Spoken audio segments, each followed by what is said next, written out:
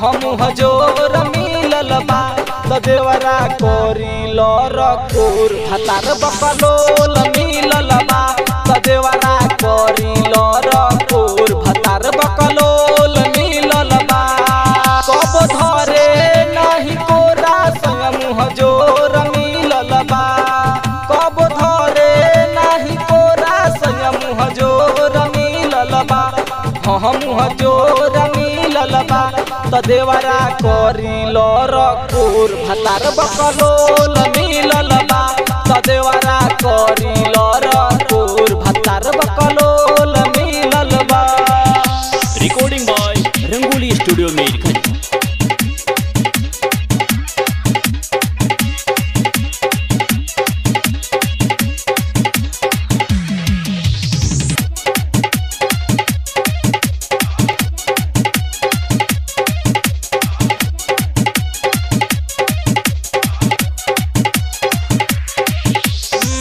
लागे नानी दसखी होखे जब रात रे आजल ना सुतल सखी सबके हमारा पास रे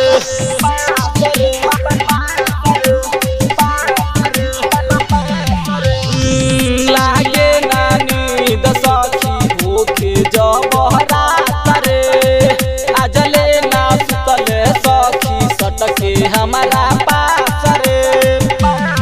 नहीं सखी मोरे नैहर के पलंग हिलल बा नहीं सखी मोरे नैहर के पलंग हिलल बा हो पलंग हिलल बा देवरा कोरी लरकोर भतार बकलोल मिलल बा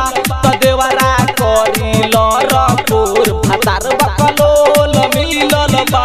सखी रे।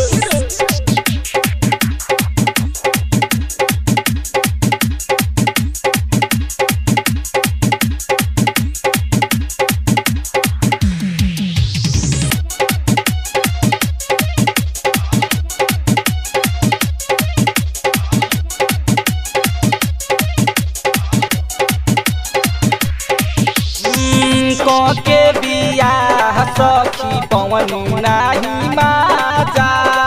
राइटर राम प्यारे बजवल नहीं बाजा